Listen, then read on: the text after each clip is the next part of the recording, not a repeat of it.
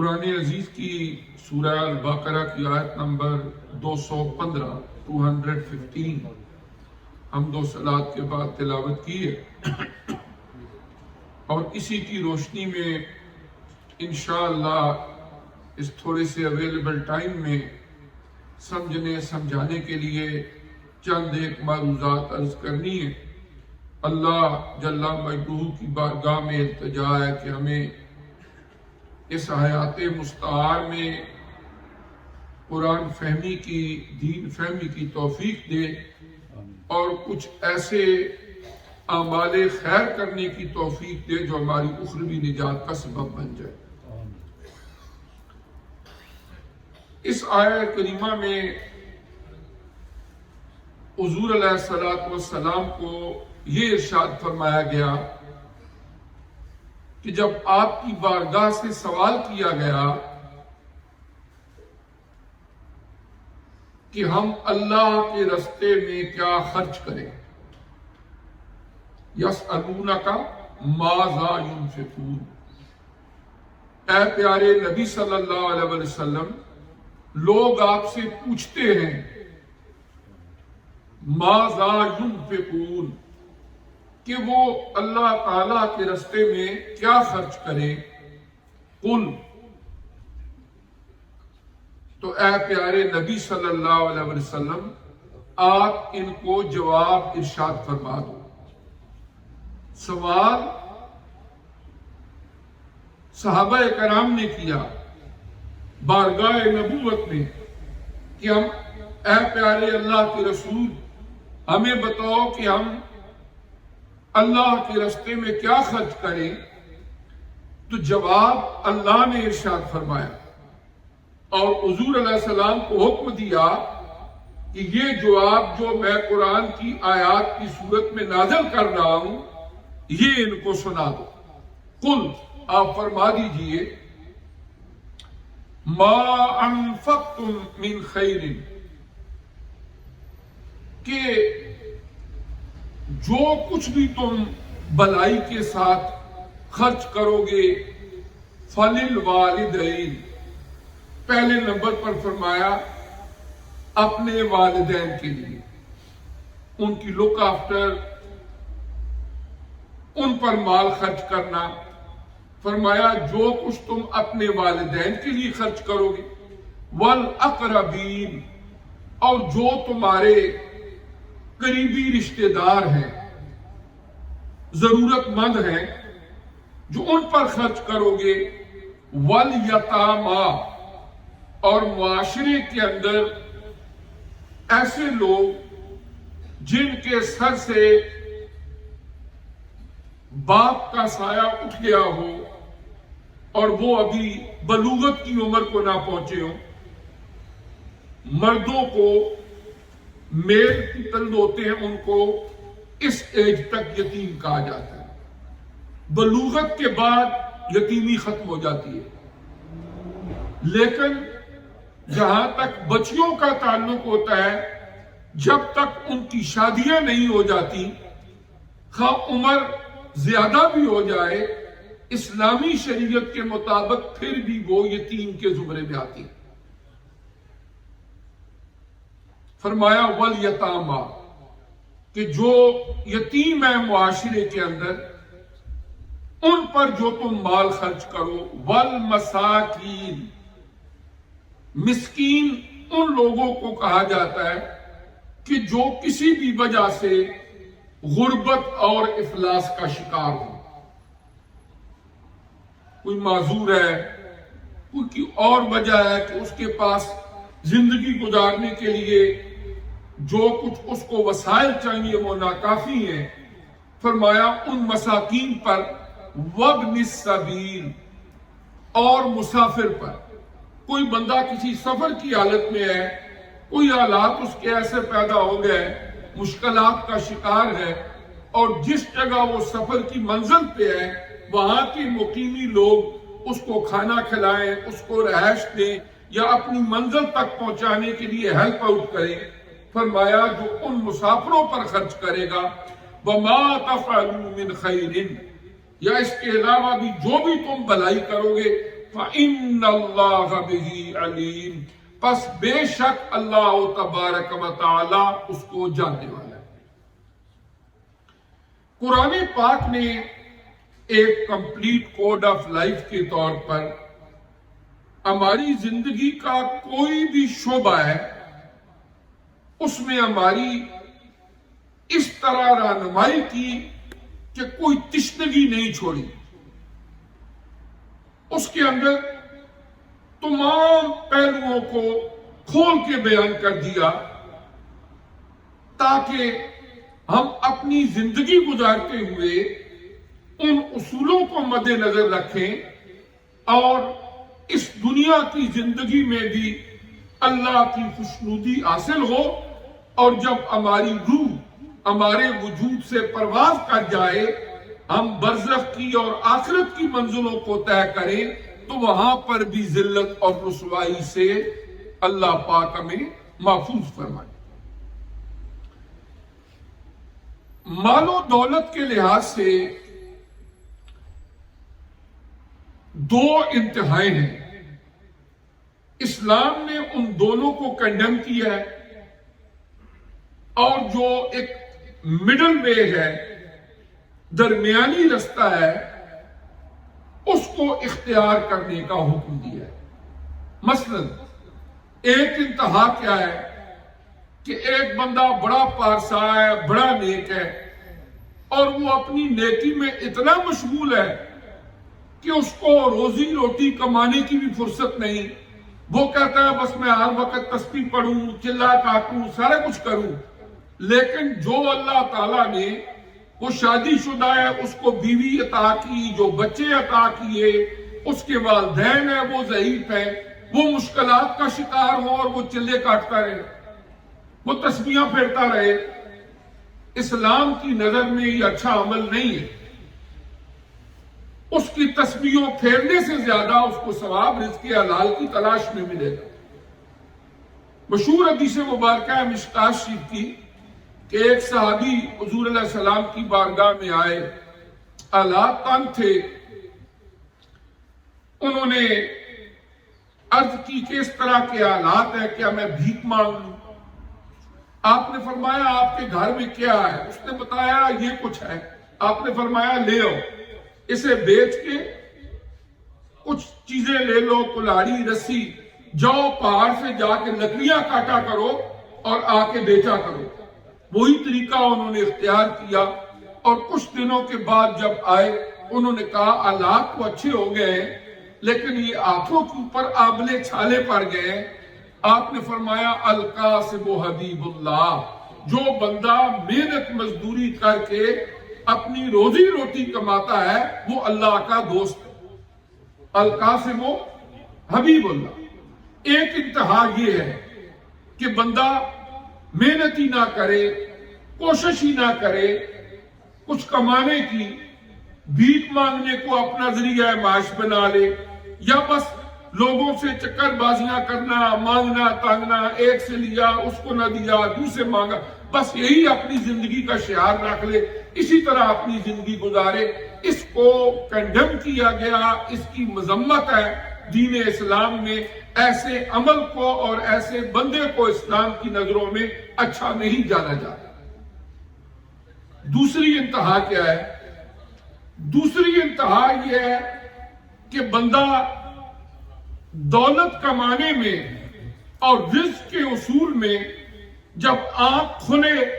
اس وقت سے لے کر رات کو آنکھ بند ہونے تک بس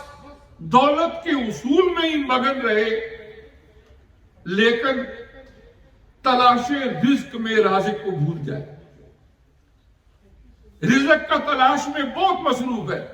ہر وقت اس کا یہی مائنڈ ہے، یہی ذہن ہے، میرا گھر بڑا ہو، میری گاڑی بڑی ہو، میرا بینک بیلنس زیادہ ہو، میں فلاں سے بڑھ جاؤں، فلاں سے بڑھ جاؤں۔ وہ اوپر والوں کو دیکھے اور کہے وہ یہاں پہنچ گیا تو میں کوئی پیچھے رہ جاؤں، مجھے 4 قدم اس سے بھی آگے ہونا چاہیے۔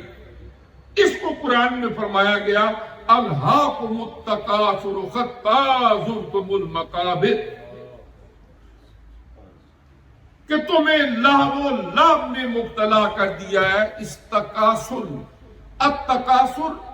عربک لینگویج میں باب تفاعل ہے، جس میں ایک کمپٹیشن پایا جاتا ہے، ایک تقابل پایا جاتا ہے، جس کا مطلب کیا ہوتا ہے؟ مقابلہ کرنا۔ الہاکم التکاثر، یہ جو کمپٹیشن ہے نا، فرمایا اس نے تمہیں لعب و لعب میں مبتلا کر دیا ہے، حتی زرتم المقابر، یہاں تک کہ عنقریب تم قبروں کے دھانے تک پہنچ، قبریں دیکھ لو گے، لیکن یہ جو انسان کی ہرس ہے یہ ختم نہیں ہو سکتی۔ ایک حدیث مبارکہ میں ہے، حضور نبی کریم علیہ الصلوۃ والسلام نے فرمایا کہ بنی آدم کو اگر ایک پہاڑ سونے کا دے دیا جائے تو وہ کہے گا ایک اور مل جائے، جب ایک اور مل جائے تو وہ کہے گا ایک اور مل جائے۔ فرمایا یہی ہرس آگے بڑھتی چلی جائے گی، یہاں تک کہ اس کی آنکھوں کو صرف قبر کی مٹی تسکین دے سکتی ہے، مطمئن کر سکتی ہے۔ تو دوسرا نظریہ، دوسری سوچ وہ یہ ہے کہ آدمی اپنی زندگی کا ایک اور صرف ایک مقصد بنائے، اور وہ یہ ہے کہ میں نے بس دولت کے انبار اکٹھے کرنے ہیں، اور اس دوران اس کو نہ اللہ کی یاد کی فکر ہے، نہ اس کو نماز کی فکر ہے، نہ ہی اس کمائی دولت میں سے وہ زکوٰۃ ادا کرے، نہ غریبوں کی مدد کرے، نہ دیگر اچھے کاموں پر خرچ کرے۔ بس ایک دھن اس کے ذہن پہ سوار ہو جائے کہ میں بس دولت کے انبار اکٹھے کروں گا۔ اور اللہ نے فرمایا الذی جمع مالا وعددہ، یہ وہ لوگ ہیں جو مال کو جمع کرتے ہیں، پھر ان کو گنتے ہیں اور خوش ہوتے ہیں۔ اللہ ہماری سائیکی جانتے ہیں، ہماری سوچ فکر جانتے ہیں، کہ جمع کرتے ہیں پھر اس کو گنتے ہیں پھر خوش ہوتے ہیں۔ تو اللہ تعالیٰ نے وعید سنائی قرآن پاک میں۔ تو ایک مومن آدمی، اس کی زندگی نہ وہ ہے کہ بندہ نکما نہ کھٹو، کوئی کام نہ کر رہا ہو، نہ وہ کمائے، بیوی بچے وہ تنگ دستی میں ہو، ماں باپ وہ پریشان حال ہو، نہ کسی کی مدد کر سکے، بس کاہلی اور سستی کا شکار ہو، اس کو بھی اچھا نہیں سمجھا جاتا۔ اور دوسری جو انتہا ہے، اس کو بھی اچھا نہیں سمجھا جاتا۔ حضرت سیدنا عمر فاروق رضی اللہ تعالیٰ عنہ کا ایک خوبصورت قول، استاذ مکرم حضور ضیاء الامت جسٹس پیر محمد کرم شاہ صاحب الازہری رحمۃ اللہ علیہ نے تفسیر ضیاء القرآن کی 5ویں جلد میں فَإِذَا فَرَغْتَ فَانصَبْ وَإِلَىٰ رَبِّكَ فَارْغَب، ان آیات کی تفسیر میں لکھا ہے کہ حضرت عمر فاروق رضی اللہ تعالیٰ عنہ کا جب زمانہ تھا، آپ 26 لاکھ مربع میل کے اوپر آپ کی حکومت تھی، تو آپ اپنے گورنروں کو یہ فرمایا کرتے اور لکھا کرتے،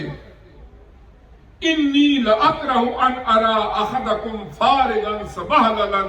لا فی عمل دنیا ولا فی عمل آخرتی،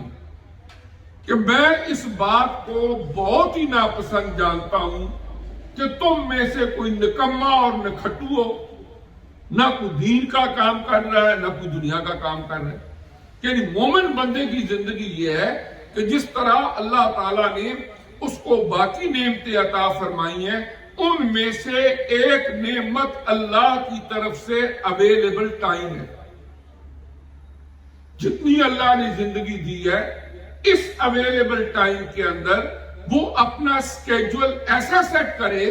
کہ جس کے اندر عبادات بھی ڈسٹرب نہ ہو، ذکر و فکر کے معمولات بھی جاری رہیں، اور اس کے ساتھ ساتھ رزق حلال کمانے کے لیے اس کے پاس فرصت بھی۔ یہ ایک مومن بندے کی زندگی کا نظام الاوقات ہے، سکیجول ہے، جس کو اللہ نے مقرر کیا ہے۔ لیکن ہم صبح اٹھتے ہیں، نماز پڑھتے ہیں، دیگر اوقات میں نماز پڑھتے ہیں، یہ اللہ کا حکم ہے نا۔ اور پھر جب جمعہ کا دن ہوتا ہے، جمعے کی نماز پڑھتے ہیں، تو اللہ پاک نے قرآن پاک کے 28ویں پارے کی سورہ جمعہ میں فرمایا کہ جب تم جمعہ کی نماز سے فارغ ہو جاؤ، اللہ کی زمین پہ پھیل جاؤ اور جو اللہ نے تمہارے لیے فضل رکھا ہے، رزق رکھا ہے، اس کو تلاش کرو، یعنی اس کے بعد محنت مزدوری کرو، اور پھر جس وقت نماز جمعہ کے لیے اذان ہو جائے اپنا کاروبار بند کر دو۔ یہ اصول، یہ ضابطہ اللہ نے عطا فرمایا۔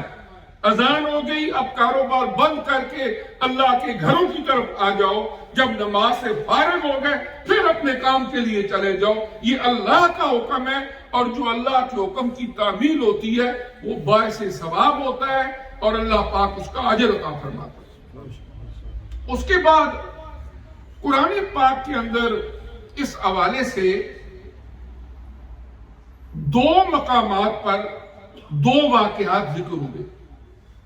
میں آپ کو ریفرنس دے دوں گا، آپ کا بھی فرصت ملی قرآن پاک کھول کے، ابھی چونکہ ٹائم تھوڑا ہوتا ہے وہ ساری آیات کا ترجمہ مشکل ہو جاتا ہے۔ سورہ الکہف، اس کی آیت نمبر 32 سے لے کر 44 تک ایک واقعہ بیان ہوا ہے۔ سورہ الکہف آیت نمبر 32 سے لے کر 44 تک اللہ تعالیٰ نے ایک واقعہ بیان فرمایا کہ ایک شخص تھا، اللہ تبارک و تعالیٰ نے اس کو اپنی نعمتوں سے نوازا۔ اس کو اللہ نے، ایک قرآن کی آیت کا ترجمہ اور اس کا مفہوم میں عرض کر رہا ہوں، یہ قرآنی واقعہ ہے۔ اللہ نے اس کو انگوروں کے باغ دیے، انگوروں کے باغ دیے، اور اس باغ کے ارد گرد کھجور کے درخت تھے، یعنی انگور کے ارد گرد جو اس باغ کے درخت تھے وہ تھے کھجوروں کے، اور ان بٹوین جو اس کی لینڈ تھی وہ زرعی زمین تھی۔ درمیان میں قرآن نے نقشہ کھینچا ہے، درمیان میں زرعی زمین بہت بڑی، اس کے بعد کھجوروں کا باغ، اور کھجوروں کے باغ کے پورے دائیں بائیں جو ہے وہ انگوروں کا باغ، اور ارد گرد کھجور کے درخت تھے۔ اب اللہ تعالیٰ نے اس کو بہت نوازا، انگور بھی بہت ہوتے، کھجوروں بھی بہت ہوتی، فصل بھی بہت ہوتی۔ اب اس بندے کے دل دماغ میں خبت سما گیا، تکبر آ گیا۔ ایک تو وہ کسی کی مدد نہ کرتا، کسی غریب کو نہ دیتا، بلکہ معاشرے میں رہنے والے جو لوگ مالی لحاظ سے کمزور تھے، اپنی بڑی بڑی سواریوں پر جاتے ہوئے ان کو حقیر سمجھتا کہ یہ پتہ نہیں اس زمین پر کیڑے مکوڑے ہیں، میں ہی ایک انسان ہوں، ان کو حقیر جانتا۔ اور اسی کمیونٹی کے اندر ایک دوسرا بندہ تھا، اور وہ بندہ تھا جس کے پاس مال اتنا زیادہ نہیں تھا، بس ضرورت کے مطابق اس کے پاس معاملات تھے، لیکن وہ اللہ کا شکر گزار بندہ تھا۔ ایک دن اس شکر گزار بندے نے اسے کہا کہ اللہ تبارک و تعالیٰ نے تجھے اتنا نوازا ہے، اتنا کچھ دیا ہے، تو کیوں نہیں تو اللہ کا شکر ادا کرتا، غریبوں کی ہیلپ کرتا؟ اور آگے سے اس نے بڑے بےہودہ جواب دیے کہ میں نہیں مانتا کسی چیز کو، جو کچھ بھی ہے میرا اپنا ہے، میں نہیں دیتا کسی کو۔ اللہ تبارک و تعالیٰ نے ارشاد فرمایا کہ اس زمین کے اوپر ہی اس کے اس تکبر کی وجہ سے، اس بخل اور کنجوسی کی وجہ سے عذاب آیا، اور وہ سارے انگور، اناج، کھجور کے درخت اللہ تعالیٰ نے ان کو جلا کے رکھ دیا، ختم کر دیا۔ پھر بعد میں وہ پچھتاتا رہا کہ میں نے کیا کیا، اور اللہ تعالیٰ یہ واقعہ بیان کر کے سورہ الکہف کی آیت نمبر 32 سے لے کر 44 تک ہمیں یہ سمجھاتے ہیں کہ جس طرح اللہ دنیا کی زندگی کے اندر اس کو سزا دے رہا ہے، اگر تمہارا وتیرہ یہی رہا تو کل بروز قیامت بھی پھر ایسی ہی سزا ملے گی۔ اور دوسرا واقعہ سورہ القصص، اس میں اللہ تعالیٰ نے ایک واقعہ بیان کیا کہ حضرت موسیٰ علیہ السلام کی قوم کا، بنی اسرائیل کا ایک بندہ تھا، حضرت موسیٰ علیہ السلام کا رشتے میں کزن لگتا تھا، نام تھا اس کا قارون۔ اللہ تعالیٰ نے اس کو بے شمار دولت عطا فرمائی، اور قرآن یہ فرماتا ہے کہ کئی لوگ مل کے اس کے خزانوں کی چابیوں کو اٹھایا کرتے تھے، اور کچھ روایات میں تو یہاں تک لکھا گیا کہ کئی اونٹ اس کی خزانوں کی چابیوں کو اٹھایا کرتے تھے۔ اب کیا ہوا، اتنا مال و دولت ہونے کے باوجود جب لوگوں نے اس کو کہا کہ اللہ نے تجھے اتنا دیا ہے، تو بھی اللہ کا شکر گزار بندہ بن، وہ کہتا ہے جاؤ جاؤ، میرا اپنا علم ہے، میرا ہنر ہے، میرا کمال ہے، مجھے کس نے دیا ہے؟ اکڑ گیا۔ اللہ تعالیٰ نے اس کی دولت کو بھی، اس کو خود بھی ایسا عذاب بھیجا کہ زمین میں ہی دسا دیا، اور پھر کوئی پتہ نہ چلا آج تک کہ وہ گیا کدھر ہے۔ یہ بھی اللہ تعالیٰ نے واقعہ قرآن میں بیان فرمایا ہے۔ تو اللہ تعالیٰ نے قرآن عزیز کے اندر بہت سارے مقامات پر ایسی آیات کہ جن کے اندر اللہ تبارک و تعالیٰ نے ہمارے لیے عبرت کے طور پر بھی رکھا اور پھر انسپائریشن بھی رکھی۔ مثلاً سورہ البقرہ کی آیت نمبر 261، اللہ پاک نے فرمایا مثل الذین ينفقون اموالهم فی سبیل اللہ کمثل حبۃ انبتت سبع سنابل فی کل سنبلۃ مئۃ حبۃ واللہ یضاعف لمن یشاء واللہ واسع علیم۔ سورہ البقرہ کی آیت نمبر 261 میں فرمایا چونکہ انسان جتنی اس کی سمجھنے کی ذہنی سطح ہے، قرآن پاک میں اللہ تعالیٰ اسی کے مطابق مثالیں بھی ارشاد فرماتے ہیں۔ فرمایا جب تم نیت کے اخلاص کے ساتھ، مثل الذین، ان لوگوں کی مثال ایسے ہے جو اپنے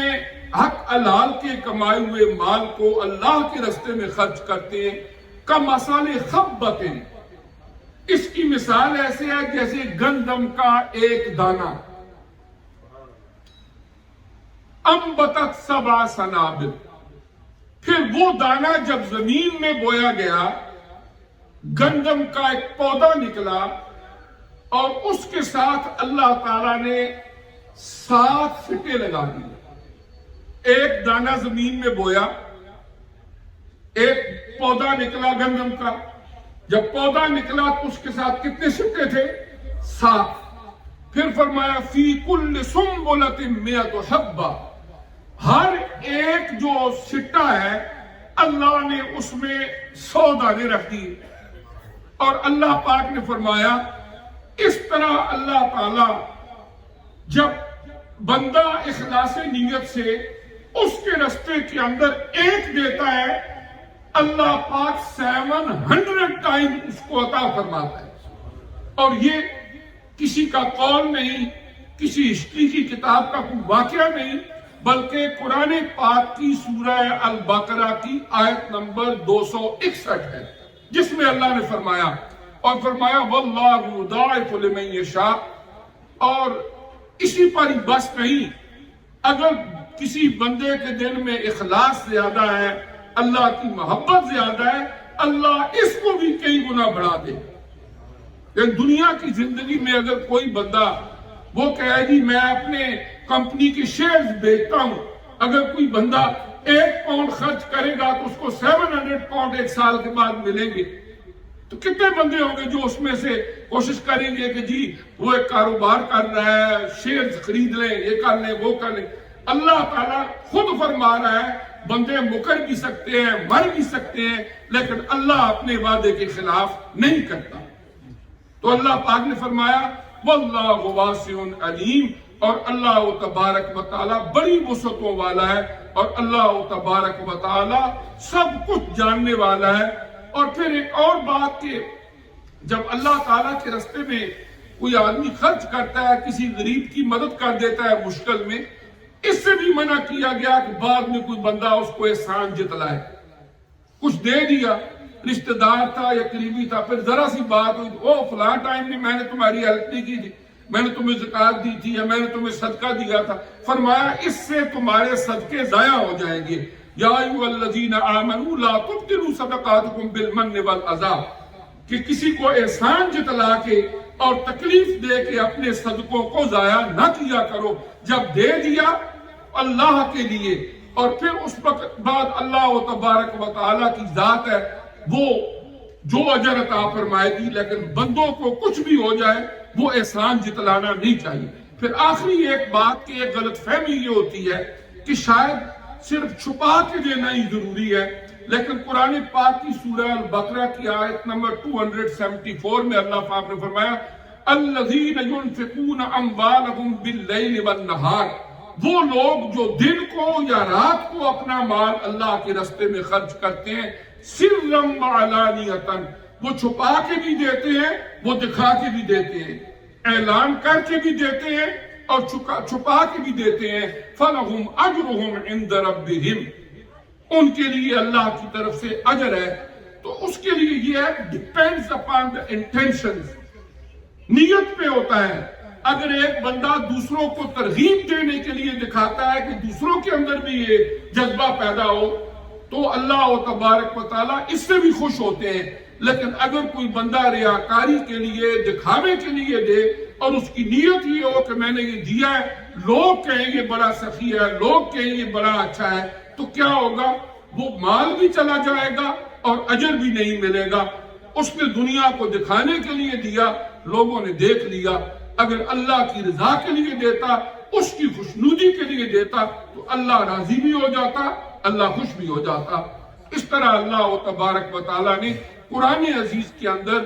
مال کمانا، اس کو خرچ کرنا، اس کے لیے یہ اصول ضابطے ہمارے لیے مقرر کیے کہ ان کو اپنا کے ہم اپنی دنیا کی زندگی بھی سکھی کر سکتے ہیں اور اپنی آخرت کو